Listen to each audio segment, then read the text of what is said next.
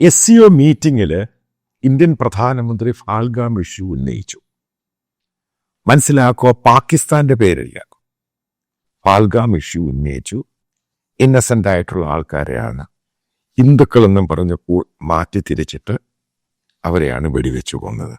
ഞാൻ ഇന്ത്യൻ പ്രധാനമന്ത്രിയുടെ ഡബിൾ സ്റ്റാൻഡേർഡാണ് ഇത് പറയുന്നത്.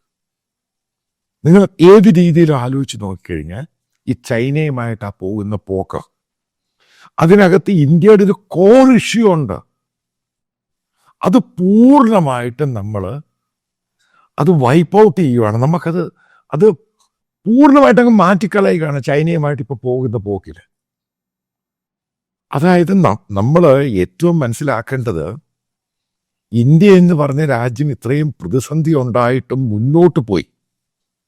എക്കണോമിക്കലി നമ്മൾ ഗ്ലോബലി എല്ലാം മുന്നോട്ട് പോയി. ഏറ്റവും നമുക്ക് തടസ്സമായിട്ട് പ്രശ്നമായിട്ട് നിന്ന് ടെറർ തന്നെയാണ്. അതിനെ സപ്പോർട്ട് ചെയ്ത ക്രോസ് ബോർഡർ ടെററിസം, പാകിസ്ഥാൻ, കാശ്മീരാണ് ഇഷ്യൂ, മറ്റുള്ള ഇഷ്യൂ, ഇന്ത്യയുടെ എല്ലാ ഭാഗത്തും ബ്ലാസ്റ്റുകൾ ഉണ്ടാക്കി ഇന്ത്യയെ നശിപ്പിക്കാൻ ശ്രമിച്ചു. ഗ്ലോബലായിട്ട് എല്ലാ രാജ്യങ്ങളും അംഗീകരിച്ചതാണ് ഈ സംഭവം. അതിനവർ ഇസ്ലാമെന്നും ഇസ്ലാമിക് ടെററും ജിഹാദെന്നും പല ഫോർമേഷൻ കൊടുത്തു. അതേ ഇന്ത്യൻ പ്രധാനമന്ത്രി ചൈനീസ് പ്രസിഡന്റിന്റെ കൂടെ നിന്ന് പറയുക ഫാൽഗാവിനെ സപ്പോർട്ട് ചെയ്തെന്ന്.